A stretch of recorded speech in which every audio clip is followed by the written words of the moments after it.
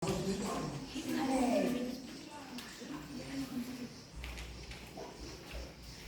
selamat siang untuk kita semua. Terima kasih untuk waktu dan kesempatan yang diberikan kepada kelompok kami. Di sini kami akan mempresentasikan hasil presentasi kami yang tertunda dari kemarin. Selanjutnya, waktu dan kesempatan saya berikan kepada pemateri kedua untuk menyelesaikan presentasi yang tertunda kemarin. Jadi baik, di sini kita lanjut dengan konsep geografi. Jadi konsep geografi itu dibagi jadi 10. Yang pertama itu adalah lokasi. Jadi konsep geografi lokasi ini dibagi atas 2. Yang pertama itu lokasi absolut dan yang kedua itu lokasi relatif. Lokasi absolut adalah lokasi yang tetap atau tidak dapat diubah. Jadi contohnya itu seperti garis bintang dan bujur keadaan geografis Indonesia berdasarkan garis bintang dan bujur. Yang kedua itu adalah lokasi relatif. Jadi lokasi relatif ini adalah lokasi yang tidak tetap. Contohnya itu seperti jarak kita ke kos, atau ini jarak kita ke kos, kita tidak bisa menentukan waktu yang dengan pasti. Jadi sebenarnya kita menentukan waktu, sebenarnya kita jam tentu kita dari kos ke kampus itu benar-benar 3 jam. Yang kedua itu konsep jarak. Jadi konsep jarak itu dibagi atas 2 juga, jarak absolut dan jarak relatif. Jarak absolut itu adalah jarak yang sesungguhnya atau jarak yang tetap, seperti meter, kilometer, jangkauan jaraknya. Terus yang kedua itu jarak relatif, itu adalah jarak yang tidak tetap. Yang ketiga itu ada konsep keterjangkauan. Konsep keterjangkauan adalah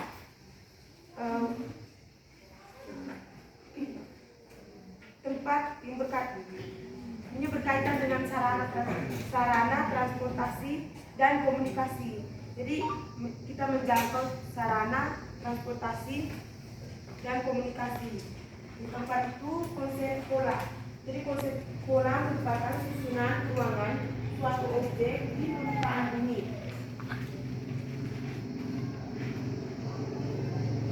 Yang kelima itu konsep morfologi. Morfologi yaitu bentuk permukaan bumi yang beraneka ragam disebabkan oleh adanya tenaga geologi. Morfologi itu contohnya seperti gambaran, seperti pita atau globe itu. Yang keenam itu konsep aglomerasi. Konsep aglomerasi adalah kecenderungan pengelompokan unsur-unsur yang sejenis.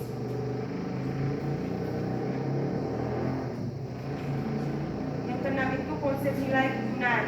Konsep nilai kegunaan itu dilihat dari fenomena di permukaan bumi yang bersifat relatif sehingga tidak sama bagi setiap orang atau penduduk. Jadi nilai kegunaan itu tidak sama untuk semua orang. Jadi nilai buku itu mungkin bagi saya itu berguna, ada berbagai macam guna, terus dengan sebagian orang itu tidak berguna. Yang ke-8 itu konsep interaksi. Konsep interaksi dan interdependensi itu merupakan peristiwa saling mempengaruhi antar berbagai fenomena geosfer. Yang ke-9 itu konsep diferensiasi area. Itu antara wilayah satu dengan lainnya terdapat perbedaan baik dalam hal bentuk maupun yang dimiliki. Yang ke-10 itu konsep keterkaitan ruangan. Konsep keterkaitan ruangan menunjukkan derajat keterkaitan persebaran suatu fenomena dengan fenomena lain di suatu tempat. Jadi yang berikut kita masuk pada konsep dasar sosiologi. Sosiologi bisa juga disebut dengan interaksi sosial. Sejak lahir manusia sudah berhubungan dengan keluarga, dengan lingkungan. Interaksi yang terjadi itu melibatkan manusia dengan orang lain. Terjadinya timbal balik yang disebut juga interaksi atau sosiologi. Sosiologi pada dasarnya mempunyai dua pengertian, yaitu yang pertama sosiologi sebagai ilmu dan yang kedua sosiologi sebagai metode. Yang pertama sosiologi sebagai ilmu.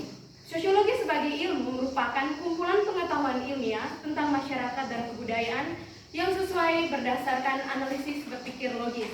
Dan yang kedua sosiologi sebagai metode. Sosiologi sebagai metode adalah cara berpikir untuk mengungkapkan realitas sosial dan budaya yang ada dalam masyarakat dengan prosedur dan teori yang tepat dipertanggungjawabkan secara ilmiah. Yang berikutnya, pengertian sosiologi berdasarkan sifatnya. Ada 6 pengertian sosiologi berdasarkan sifatnya. Yang pertama, sosiologi bersifat logis. Sosiologi bersifat logis artinya sosiologi disusun secara masuk akal. Yang kedua, sosiologi bersifat objektif. Sosiologi bersifat objektif artinya sosiologi selalu berdasarkan pada fakta dan data. Yang ketiga, sosiologi bersifat sistematis.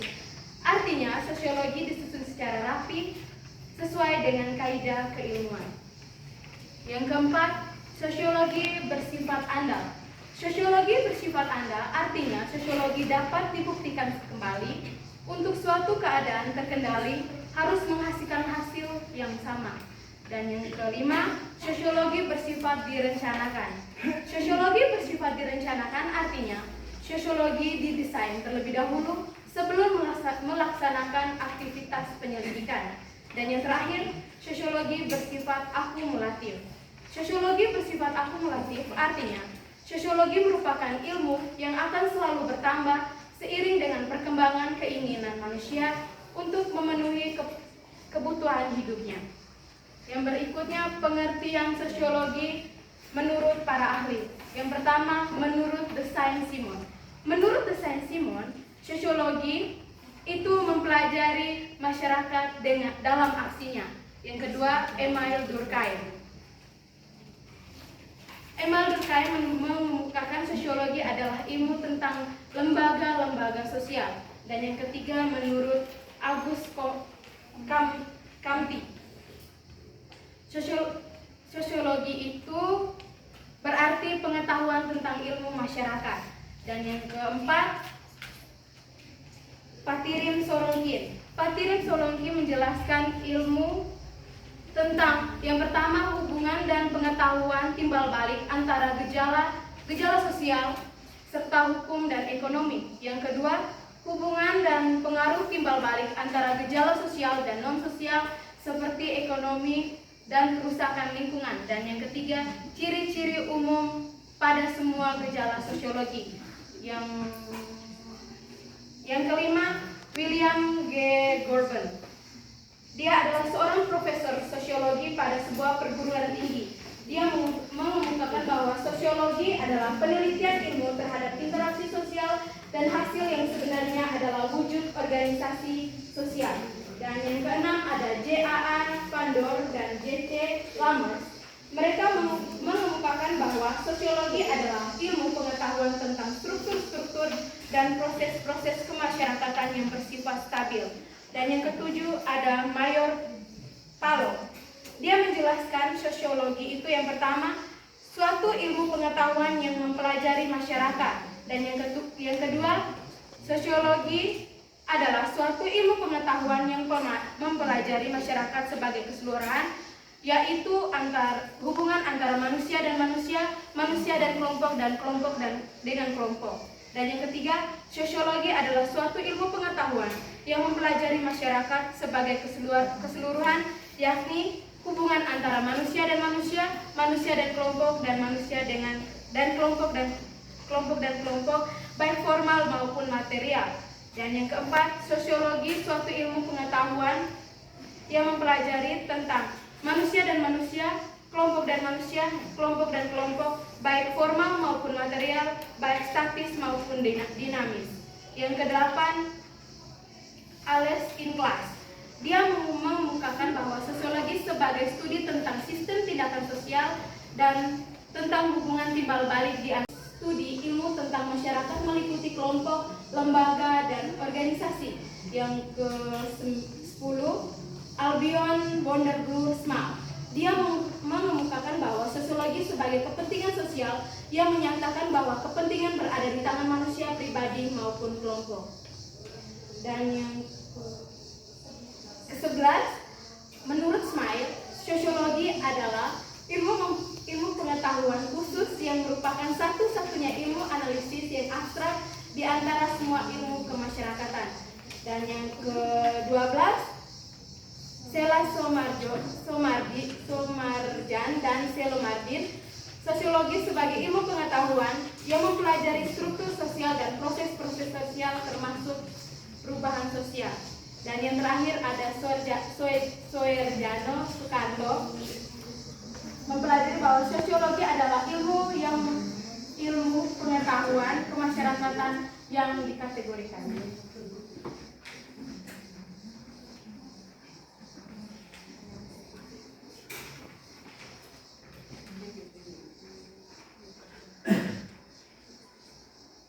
Oke, yang berikut saya akan menjelaskan tentang objek studi sosiologi. Yang pertama, objek formal. Yang pertama, pengertian terhadap lingkungan sosial manusia dalam kehidupan sehari-hari. Yang kedua, meningkatkan kehidupan masyarakat yang serasi. Yang ketiga, meningkatkan kerjasama antara manusia. Meyer F. Nikov dalam M. Nata Saputra membagi objek sosiologi ke dalam 7 objek. Yang pertama, faktor dalam kehidupan manusia. Yang kedua, kebudayaan. Yang ketiga, sifat hakiki manusia. Yang keempat, kelakuan kolektif. Yang kelima, persekutuan hidup. Yang keenam, lembaga sosial. Yang ketujuh, perubahan sosial. Yang berikut 3 pendapat tentang objek sosiologi. Menurut Georgi Simmel,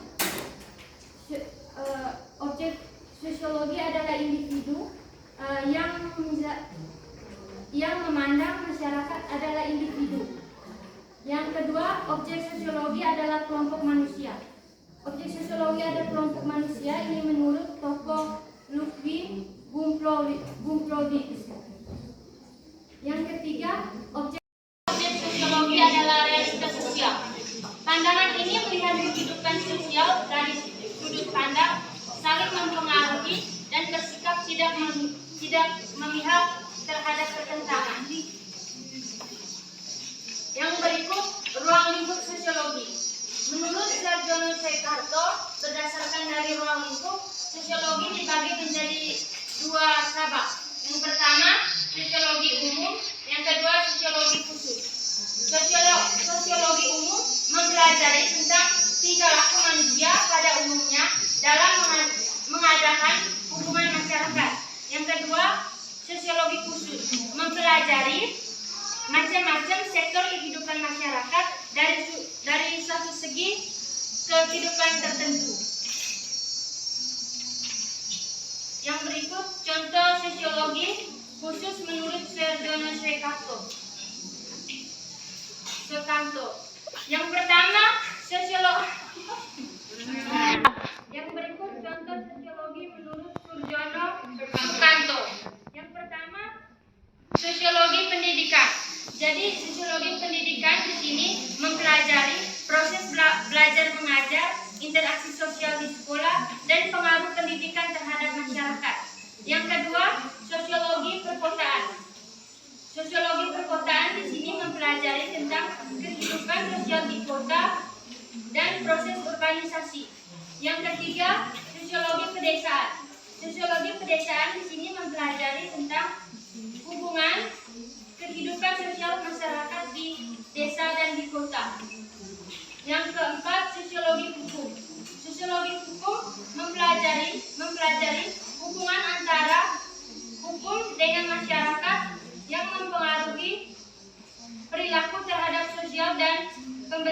hukum dalam masyarakat.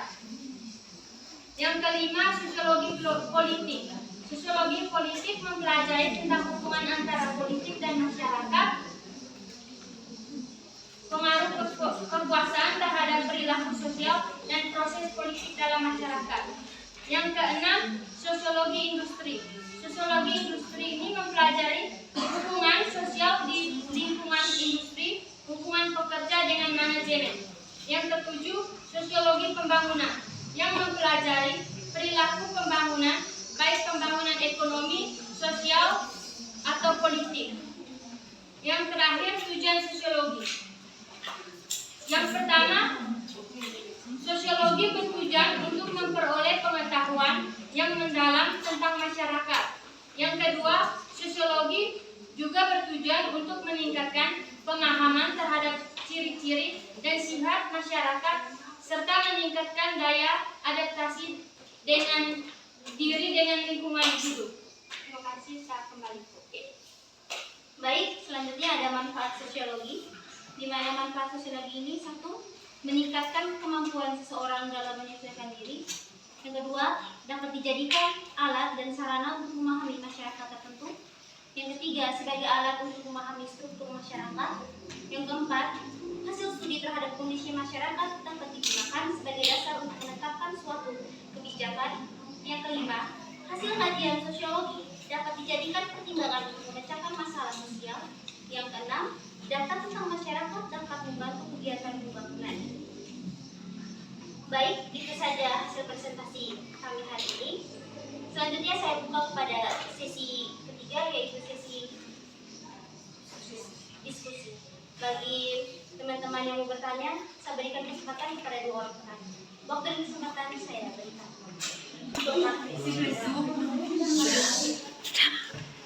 Baik, terima kasih. Bagaimana interaksi antara manusia dan lingkungan dapat mempengaruhi keberlanjutan suatu ekosistem? Baik, terima kasih. Saya ingin bertanya bagaimana suatu konflik sosial dapat diubah menjadi peluang untuk menciptakan perubahan sosial yang positif. Baik, terima kasih kepada teman berdua yang sudah bertanya. Pertanyaan pertama dari Pak Yohana, bagaimana interaksi antara manusia dan lingkungan dapat mempengaruhi ekosistem? Baik, interaksi antara manusia dengan lingkungan itu dapat mempengaruhi keberlanjutan ekosistem melalui aktivitas yang dibuat oleh manusia yang memberikan dampak positif dan negatif sendiri. Dampak positif yang dibuat oleh manusia yang mempengaruhi ekosistem. Yang pertama ada pengelolaan sumber daya manusia secara bijak dan pengelolaan sumber daya alam secara bijak. Lalu itu seperti reforestasi, melindungi tanah dari erosi, dan masih banyak dampak positif lain. Lalu ada dampak negatifnya, yang dimana penebangan hutan secara liar, pencemaran akibat limbah industri, dan dengan kata lain keberlangsungan suatu ekosistem itu tergantung bagaimana manusia mengadaptasi diri dengan lingkungan. Terima kasih.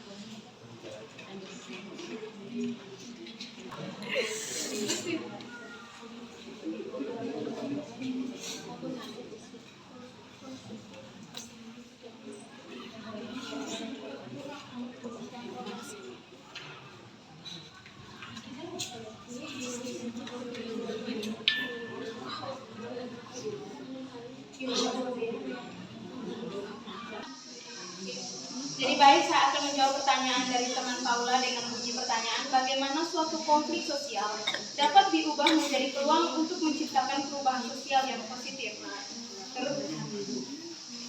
Jawabannya, konflik sosial dapat menjadi peluang untuk menciptakan perubahan sosial yang positif jika dikelola dengan cara yang konstruktif.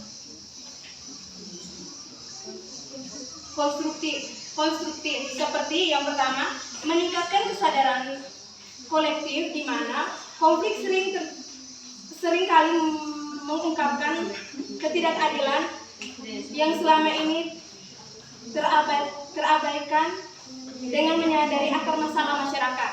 Yang kedua, memicu inovasi sosial dalam menghadapi konflik masyarakat, seringkali menemukan cara baru untuk menyelesaikan masalah seperti membentuk organisasi baru dalam masyarakat. Bagaimana kita Paula? Baik, dengan jawaban dari pertanyaan terakhir, saya sebagai moderator untuk kegiatan diskusi kita pada siang hari ini, untuk perhatian dan kerjasamanya teman-teman, kami